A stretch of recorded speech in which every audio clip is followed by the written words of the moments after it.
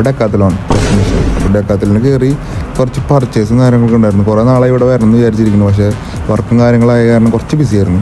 അപ്പോൾ കുറച്ച് പർച്ചേസൊക്കെ ഉണ്ടായിരുന്നു, എല്ലാ കാര്യങ്ങളും പർച്ചേസ് ചെയ്തു. ഇവിടെ ഇന്നറിനൊക്കെ ആകെ 299 വരുന്നുള്ളൂ, റേറ്റ് ഭയങ്കര കുറവാണ്.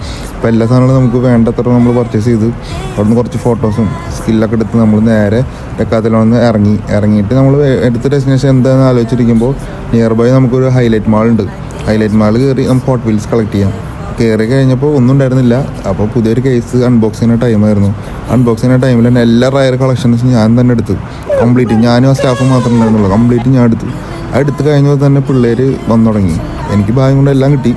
അപ്പോൾ എൻ്റെ അടുത്ത് തന്നെ കുറേ പിള്ളേരും പുതിയതായി വന്ന പിള്ളേർക്കൊക്കെ അധികം കളക്ഷനൊന്നും കിട്ടിയിട്ടില്ല. അപ്പോൾ എനിക്ക് തന്നെ എല്ലാം കിട്ടിയുള്ളൂ. അപ്പോൾ അവരോടൊക്കെ ഞാൻ ബായ് പറഞ്ഞിട്ട് ഞാൻ ബില്ലടിക്കുന്നിടത്തേക്ക് പോയി. കംപ്ലീറ്റ് ബില്ലടിച്ച് പാക്ക് ചെയ്തു.